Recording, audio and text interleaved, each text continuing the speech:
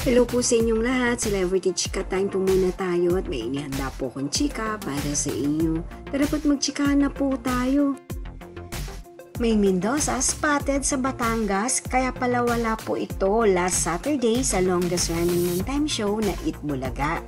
Yes mga celebrity chika time, yan po ang ichichika ko sa inyo na lubos rin pong usap-usapan sa social media ng mga netizens, lalong-lalo na nga po ng mga followers at supporters ni Mengay. Bago po tayo dumako riyan, nais ko po munang batiin mga timbahay, team abroad at mga seniors natin dyan. Shout out po sa inyong lahat at happy blessed Sunday po.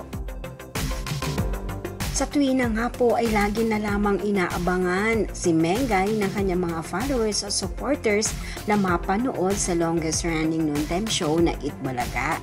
At last Saturday nga po sa kanilang live episode ay wala po ito, kung kaya't ang kanilang mga televiewers, particular na nga po ang mga followers at supporters ni Mengay ay medyo nalungkot na hindi nga po nakita at napanood si Mengay.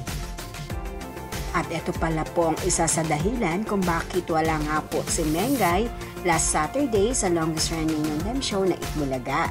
Yes po, spotted po si Mengay sa Batangas na isa nga pong netizen ang nag-post po nito sa kanyang account.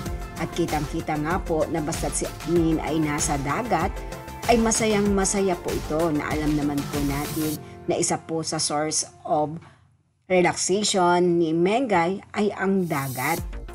Na ayon nga po sa usap-usapan ng mga netizens sa social media, kaya po daw nasa Batangas si Min o nasa dagat si Min ay dumalo po ito sa isang birthday celebration.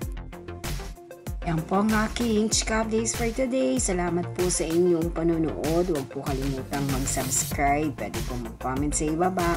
Basta't wag lamang po harsh o nakakasakit sa isa't isa. Salamat po muli. Spread love, not hate.